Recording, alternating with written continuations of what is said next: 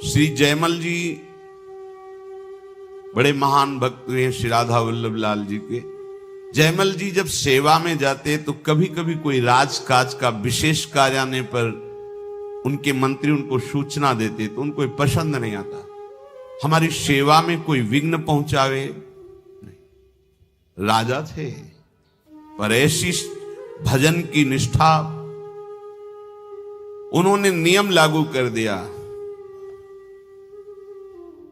4 घंटे 10 घड़ी, 1 घड़ी 24 मिनट, तो 10 घड़ी है 6 चौको 24, 240 मिनट, तो 6 चौको 24, 4 घंटे। 4 घंटे के अंतर्गत अगर किसी ने सूचना दी तो हम स्वयं उसका वध कर देंगे। हमारे सेवा गृह में चाहे पूरे राज्य में आग लग जाए, 4 घंटे कोई सूचना नहीं देगा, किसी भी तरह का विक्षेप नहीं। जब हम अपने लाडली लाल राधा वल्लभ लाल का श्रृंगार कर रहे हैं, आरती कर रहे हैं, उनका सेवा भाव भोग आदि, उस समय कोई भी प्रवेश नहीं करेगा। ये अपने निजी परिकर में। यहां श्री भगवान कह रहे हैं कर्मेंद्री और ज्ञानेंद्री दोनों का मेरे प्रति समर्पण हो जाना, तभी चित्त का समर्पण होता है। राजा है पर निष्ठा ऐसी भजन की है, कोई भी 4 घंटे विक्षेप नहीं। यहां श्री जी की सेवा कर रहे हैं, आप अन्य बातें भी कर रहे हैं, हंस रहे हैं, खेल रहे हैं। आप महारानी जी की सेवा कर रहे हैं, आप राधा नाम हाथ में लेकर स्नान करा रहे हैं, पूछ रहे हैं, प्रक्षालन कर रहे हैं, चंदन की पत्रावली कर रहे हैं, इत्र लगा रहे हैं। ये श्री जी का साक्षात स्वरूप है राधा नाम। उस समय बहुत गंभीर एकाग्र, अगर कोई आपसे राधे श्याम बोले, श्री हरिवंश बोले, तो बिना उसको देखे बोल दो श्री हरिवंश। देखो अपनी सेवा की तरफ, पूर्ण एकाग्रता। हां, कोई गुरुजन पधारे, महाभागवत पधारे, तो फिर श्री जी की सेवा को उसी समय विश्राम दो, पहले उनको प्रणाम, उनका स्वागत सम्मान करो। वो प्रभु का आदेश है ऐसा, महापुरुषों का आदेश है ऐसा। प्रभु से भी बढ़कर प्रभु के प्रेमी महाभागवतों का सम्मान करना, इससे प्रभु की प्रसन्नता प्राप्त होती है। जयमल जी की ये गुप्त बात उनके शत्रु पक्ष को पता चल गई। ये बड़े वीर भी थे कि 4 घंटे इनको कोई सूचना नहीं दे। 4 घंटे में तो पूरे राजमहल सहित पूरे राज्य शासन को अपने अधिकार में ले लेंगे। विपक्षी राजाओं ने ऐसा निश्चय कर लिया। ठीक जिस समय वो प्रवेश हुए अपने श्री जी की सेवा के लिए, उसी समय आक्रमण कर दिया। वो पहले से ऐसा व्यवहार निश्चित किए हुए थे। राज सैनिक ने सूचना दी कि आसपास से पूरे राज्य नगर को घेर लिया गया है, शत्रु पक्ष बहुत बलशाली प्रतीत हो रहा है, बिना राजा के दस्तखत के हम युद्ध कैसे प्रारंभ कर दें। अब वहां जो जाएगा तो सूचना देने के पहले ही मार डाला जाएगा, क्योंकि उनका ये दृढ़ प्रतिज्ञा थी कि 4 घंटे के अंतर्गत अगर कोई पूजा गृह में आया उसे मृत्युदंड मैं स्वयं दूंगा। अब यह हुआ कि सूचना नहीं जाएगी तो बड़ा हाहाकार मच जाएगा, प्रजा का नाश करेगा शत्रु पक्ष, राजमहल में घुसकर अत्याचार करेगा। अब क्या किया जाए। राजमाता ने कहा अगर मृत्यु मिलेगी तो मुझे मिलेगी, मैं जाऊंगी और सूचना दूंगी। वो डरते हुए गई। जयमल जी सेवा में मगन थे तो उन्होंने कहा बेटा, राजनगर को, राजमहल को शत्रु पक्ष ने घेर लिया है, बस तुम्हारी स्वीकृति की आवश्यकता है। तुम हां बोलो तो सैनिक युद्ध के लिए तैयार हैं। तो उन्होंने कहा मां, तुम इसी समय वापस चली जाओ, हम सेवा में एक शब्द भी अन्य सुनना नहीं चाहते। आप मां हो इसलिए हम अपनी प्रतिज्ञा को छोड़ते हैं कि आपका वध नहीं करते। आप वापस चली जाएं, हम जिनके सहारे हैं वही जो कुछ चाहे करें। इस समय हम उनकी सेवा नहीं छोड़ सकते और अन्य वार्ता नहीं कर सकते। सेवा में हम युद्ध का आदेश नहीं दे सकते। हम ठाकुर श्रृंगार कर रहे हो कह दे मार काट करो, नहीं। जिनकी हम सेवा कर रहे हैं वो समर्थ है, जैसा चाहे वैसा करें। आप तुरंत वापस हो जाइए। बाहर गई, सेनापति ने कहा क्या आदेश है? उन्होंने कहा कोई आदेश नहीं। बिना आदेश के सेनापति कैसे? सब व्याकुल हो रहे, 4 घंटे तक इंतजार कर रहे। ना तो सेना नगर के अंदर घुसी और सब कोलाहल शांत है। तो सबको आश्चर्य हुआ कि क्या वो भी पूजा का इंतजार कर रहे हैं क्या शत्रु पक्ष, कि जब वो निकलेंगे तब युद्ध करेंगे। जयमल जी ठाकुर जी को भोग पवा के, आरती करके, उनके सामने कीर्तन करके, नृत्य करके प्रणाम किया, बाहर निकले और उनका हमारा घोड़ा तैयार करके लाया जाए। घोड़े के पास गए, जो उनका निजी घोड़ा था, पसीने से लथपथ था। जेविये से हाथ रखा तो हाथ भींज गया पसीने से, और हाथ रखते ही जैसे बिजली का करंट, ऐसे भागवती ऊर्जा उनके हृदय में आई। बोले ऐसा तो कभी नहीं हुआ, और ये घोड़ा तो इतना थका हुआ लग रहा है जैसे ये युद्ध करके आ रहा हो, और आज तक इतना प्यार इसके ऊपर नहीं आया। इसके स्पर्श करने से मुझे भागवती सुख का अनुभव हो रहा है।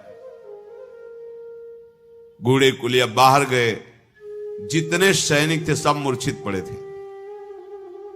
केवल राजा को बीच बीच में होश आ रहा था। नजदीक गए, शत्रु पक्ष के राजा को जल आदि से चेतना देकर उठाया। बोले आए आप युद्ध करने थे और ये सब मूर्छित पड़े हैं, मैंने तो अपने सेनापति को आदेश दिया नहीं, ऐसा क्या हो गया? बोले एक ही वीर केवल आया था आपके पक्ष से, सांवले रंग का था। उसने बाण तो संधान नहीं किया, पर नेत्रों से ऐसा देखा कि सब घायल होकर मूर्छित हो गए। बस एक बार तुम उसे पुनः मुझे दिखा दो, मैं एक बार उसे हृदय से लगा लूं, कभी जीवन में हम तुम्हारी तरफ देखेंगे भी नहीं। प्रेम बाण ऐसा है कि बड़े बड़े घायल हो जाते हैं। तो उन्होंने उस राजा से कहा, वो हमारे प्रभु ने शत्रु पक्ष पर इतनी कृपा कर दी, जिनके दर्शन ध्यान में बड़े बड़े मुनिजन नहीं पाते, वो कोई सेनापति या शूरवीर नहीं, वो तो हमारे प्रभु श्याम सुंदर थे, राधा वल्लभ लाल जी। अगर हमारी निष्ठा है तो हर समस्या का समाधान श्री हरि है। लोग ये समझ नहीं पाते हैं। अगर निष्ठा ना होती तो घबरा के सेवा छोड़ देते और भाग पड़ते कि शत्रु पक्ष आ गया है, बाद में सेवा कर लेंगे। नहीं, अपनी निष्ठा में है। कर्मेंद्रियों और ज्ञानेंद्रियों का इस कोटि का समर्पण, निष्ठा, ये संत संग से, भजन करने से, भगवत महत्व का अनुभव होने से ये निष्ठा जागरण होती है। श्री भगवान कह रहे हैं कि ये भक्ति मुक्ति से भी बढ़कर है। जैसे जठरानल खाए हुए अन्न को पचा देता है, ऐसे अनन्य भक्ति अनंत जन्मों के कर्मों के संस्कार के भंडार को भस्म कर देती है। ये बहुत बड़ी बात है। इस बात का कहीं कोई साधन से संबंध नहीं है। आप साधना करेंगे तो उसका फल मिलेगा, लेकिन भगवान का आश्रय लेकर अनन्य भक्ति करेंगे तो भक्ति, जैसे हम अन्न पचाते नहीं हैं, स्वयं पच जाता है। एक प्रक्रिया है, पाया और समय पर वो पच गया। ऐसे ही हमें कोई प्रयास नहीं करना पड़ता। अनंत जन्मों के पाप कर्म जमा हैं, अनंत जन्मों के वो कर्म बंधन जमा हैं जो हमें कई जन्मों तक भोगे बराबर तो भी नहीं निपटा सकते। जब हम प्रभु की शरण में हो जाते हैं तो जरत्यासु या कोशम निगीर्ण मनलो यथा, जैसे अग्नि लगने पर सब भस्म हो जाता है, ऐसे भगवान के अनन्य भक्त के कर्म के जो गोदाम जमा थे वो सब भंडार भस्म हो जाता है। कटे कर्म बंधन संसारी, जो हमें बार बार जन्म मरण दुख देने वाले कर्म हैं, ये तुम्हारे दान पुण्य से नष्ट नहीं होंगे, सेव संतरा के दान से नष्ट नहीं होने वाले। ये गंगा जी के नहाने से, तीर्थ स्नान करने से वर्तमान का पुण्य बनेगा, वर्तमान का पाप नष्ट होगा, लेकिन भंडार नहीं नष्ट होगा। केवल अनन्य भक्ति से नष्ट होता है। जब हम श्री हरि के शरणागत होते, वो कृपा करके उसे भस्म कर देते हैं। श्री भगवान कह रहे, नैकात्मतां मे स्पृहयन्ति केचिन मत्पाद सेवा भिरता मदीहा ये न्यून्यतो भागवता प्रसज्य सभाजयन्ते मम पौरुषाणि। श्री भगवान कह रहे कि जो मेरे अनन्य भक्त होते हैं वो मेरी चरण सेवा में बहुत प्रीति करते हैं। हमारी प्रीति कहां है? इंद्रियों के भोगों में, अपने शरीर सुख में। ये देहाभिमान है, यही जीवत्व है। अनन्य भक्ति की प्रीति कहां होती है? भगवान की सेवा सुख में। जैसे कई बार सत्संग में सुनाया है, चोखा मेला जी बाजार जा रहे हैं सब्जी आदि खरीदने, वहां देखो बड़े बड़े केले रखे। ये केले तो ठाकुर जी को बहुत प्रिय लगेंगे, आज नमक रोटी का भोग लगा दे। केला ठाकुर जी को ले चल, पूरे पैसे के केले लेंगे। सीधे विट्ठल भगवान के दरबार में गए। भक्त बड़े दैन्य होते हैं, अंदर आंगन में प्रवेश नहीं किया, बाहर देहली से ही आवाज लगाई और कहा, ये केले ठाकुर जी को, रुक्मिणी जी को पवा दीजिए। विट्ठल भगवान रुक्मिणी जी विराजमान महाराष्ट्र पंढरपुर। तुम्हारे हाथ का ठाकुर जी थोड़ी पाएंगे, चलो यहां से। नहीं, उनको पाना ना होता तो मेरे अंदर प्रेरणा क्यों की? प्रायः जाति पक्ष पर लोगों की दृष्टि होती है। देखो, हम सब एक ही प्रभु की संतान हैं, एक ही माटी से बने हुए हैं। ये पंचभूत एक ही पंचभूत है, ये चाहे जहां हो यही है, और एक ही आत्मा है। भैया भेद किस बात का है? विचार करो। गुण कर्म के अनुसार भेद की रचना की गई, तत्वता कोई भेद नहीं है। हम एक ही बाप के सब बच्चे हैं। हाँ, कोई शराबी है, कोई विद्वान है, कोई कर्म कांड करता है, कोई एकदम बेकार बैठा रहता है, पर हैं तो बच्चे उसी के ना। जब वो बोलेगा तो यही बोलेगा ना कि सब मम प्रिय सब मम उपजाए। बोल तो रहा है मेरा प्रभु। ये जो ऊंचाई निचाई की भावना लेकर ये बहुत गंदी बात है। अगर बड़ा भाई है तो छोटा भाई पैर छूता है तो पैर छूना कोई बड़ाई की बात नहीं हो गई। वो छोटा है, तुम्हें सम्मान दे रहा है, बका है वो उसी पिता का, वैसे ही उसके रक्तमांस है, उतना ही अधिकार है। बड़ा गर्व करे कि मैं बड़ा, तो मूर्खता ही हुई। अगर छोटा इस बात का क्षोभ करे कि मुझे पैर छूना पड़ता है, तो उसकी मूर्खता है। बड़ा भाई है, झुक के पैर छू लिया तो क्या चला गया। ऐसे ही पूरी सृष्टि में हम एक घर जैसा बर्ताव करें। ये जो घृणा, ये जो हे भाव, ये कहीं नहीं वर्णन है। अपनी अपनी पद्धति के अनुसार अपने माता पिता को सुख पहुंचाना है।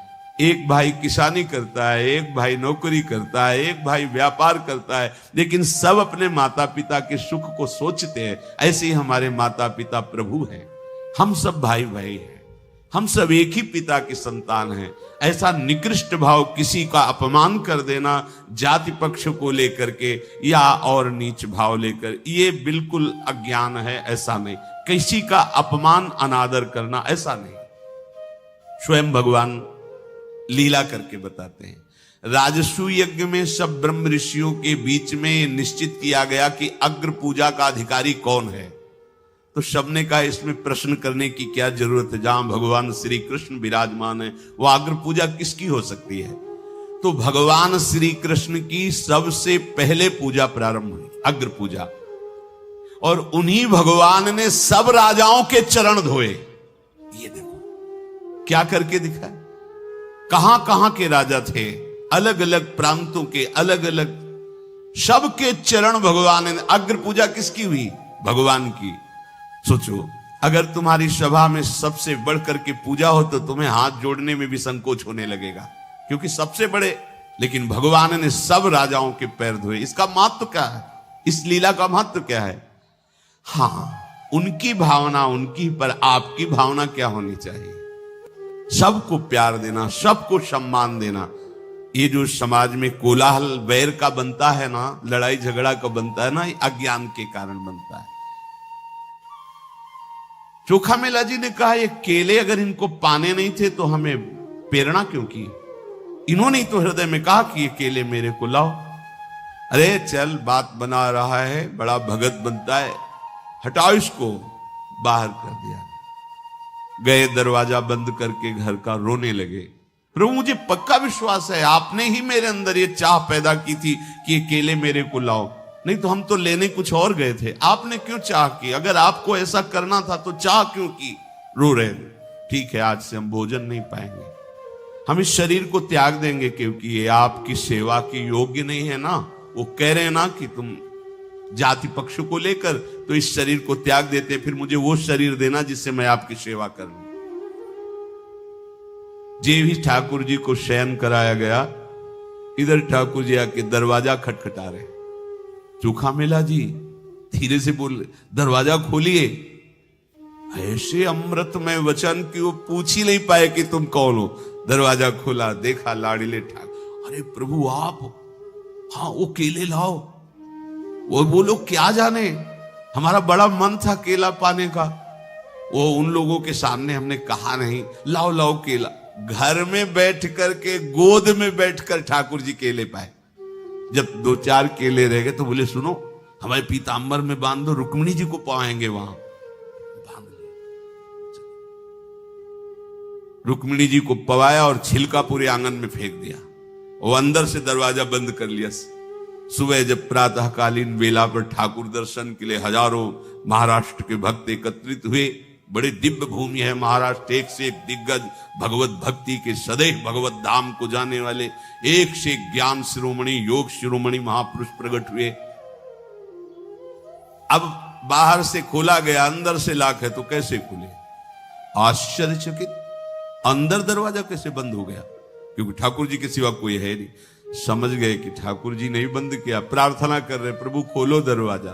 बहुत देर रोने धोने पर प्रभु ने कहा, दरवाजा जब खुलेगा जब चोखा मेला जी को तुम लोग, हमारे जो पार्षद हो, पालकी में बैठाल के लाओगे, और यहां चोखा मेला जी बोलेंगे कि हाँ हम पालकी से उतर करके कह रहे हैं कि आप दरवाजा खोलो, तब खुलेगा। अब तो कोई प्रश्न ही नहीं।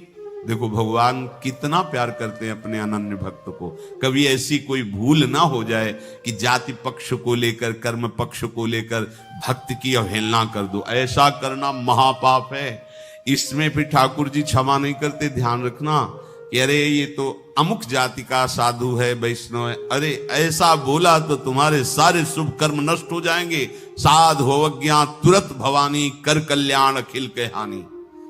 ये तो भगवत पार्षद हैं, इसलिए कृपा करके उपाय बता दिया, नहीं तो राम रोष पावक शो जरई। ऐसा खिलवाड़ नहीं है भगवान की भक्ति। जो अपराध भक्त कर करई, राम रोष पावक शो जरई।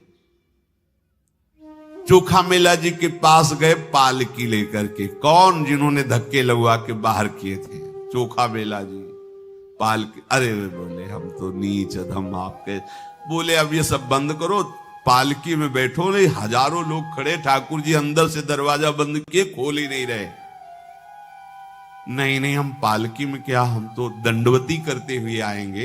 प्रभु के चरणों के दर्शन तो सिर भर जाऊं, उचित मोरा सबते सेवक धर्म का। उचित तो यह है कि मैं सर के बल जाऊं, मेरे प्रभु का आदेश। वो मानेंगे नहीं। चारों पार्षद जो छूने से इतराते थे, वो पकड़ करके पालकी में बैठा ले। जय विठल भगवान, केशव विठल विठल। उतर के बोले, हाँ प्रभु खोल दो, हम आ गए हैं। दरवाजा खुल गया। सामने देखा सब छिलके पड़े हैं। पूछा कि प्रभु छिलके? बोले हाँ बहुत स्वादिष्ट थे, घर में जाके हम पाए आए और रुक्मिणी जी के यहाँ ले आए थे, वो पाए हैं, फिर फेंक दो छिलके, पोछा लगाओ। ये अनन्य भक्त भगवान को अतिशय प्यारा है, क्योंकि उसको भगवान की प्रीति का स्मरण रहता है। जो चीज देखेगा, जो वस्तु देखेगा, उसको ये प्रभु, जैसे श्री कृष्णदास जी, यद्यपि आचार्य चरण में और उनके बीच में थोड़ा सा मनमुटाव भी हो गया था, तो एक दिन पहले देखा कि दुकान में गरम गरम जलेबी बने। ये जलेबी अगर श्रीनाथ जी को तो बहुत प्यारी लगेगी। आंख मूंद ली, जलेबी, गरम गरम जलेबी थाल में, श्रीनाथ जी को मानसिक भोग। उधर जब श्री विठलनाथ जी ने पट खोले तो देखे श्रीनाथ जी गरम गरम जलेबी पा रहे हैं। कहा जय जय, अपने यहां बाजार का तो भोग लगता नहीं, तो जलेबी का भोग। वो कृष्णदास है ना, वो मुदा, तो उन्होंने कहा कि कृष्णदास का तो हमने त्याग कर दिया है। तो उनका देखो, तुम आचार्य हो, तुम गुरु हो, तुम त्याग कर सकते हो, मेरा स्वभाव नहीं। एक बार जिसे मैंने स्वीकार कर लिया उसे मैं कभी त्यागता नहीं हूं। आप गुरु हो, दंड के लिए त्याग सकते हो, आप आचार्य हो, आप त्याग सकते हो, स्वीकार कर सकते हो, ये हो सकता है, पर मेरे स्वभाव में नहीं। एक बार जिसे पकड़ लिया उसे कभी छोड़ता नहीं। कृष्णदास भोग लगा रहे मानसिक जलेबी, वो भावना, हमारी एक एक वृत्ति प्रभु से जुड़ी होनी चाहिए। श्री आस्करन जी महाराज, ये अनन्य भक्ति भक्तों के आचरणों में दिखाई देती है। ये अनन्यता, ये अपने मन, बुद्धि, चित्त, अहम और तन, इंद्रियां सब प्रभु को अर्पित किए हुए हैं। यद्यपि ये राजा हैं, जैसे लोगों का भ्रम होता है कि भगवान का भजन तो केवल भिक्षुक बन करके ही किया जा सकता है, कि हाँ कपड़े लत्ते फटे और एक लौकी का कमंडल, वही ऐसा नहीं है। बड़े बड़े चक्रवर्ती सम्राटों ने भक्ति की बाजी ऐसी जीत ली कि बड़े बड़े लंगोटी वाले उनके आगे झुक गए। ये नहीं सोचना चाहिए कि हम गृहस्थ हैं तो हम भगवान को कैसे प्राप्त कर सकते हैं। नहीं नहीं, आप केवल प्रभु के हो जाइए, क्योंकि प्रभु के हैं ही, और अपने मन वचन कर्म से उनको अपना स्वामी मान लीजिए। उनके जैसा प्यार करने वाला और कोई नहीं है।